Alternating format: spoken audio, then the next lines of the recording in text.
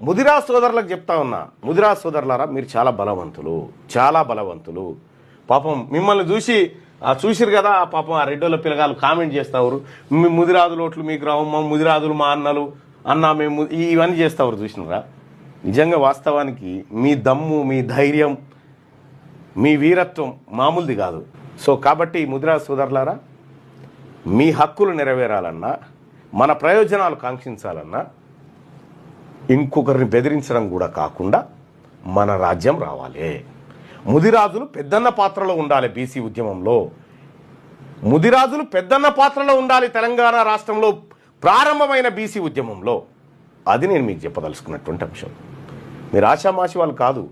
మీరు ఎక్కడో మడుగులో దాగున్నటువంటి చేపను వల వేసి గుంజి ఒడ్డుకు తీసుకొస్తారు.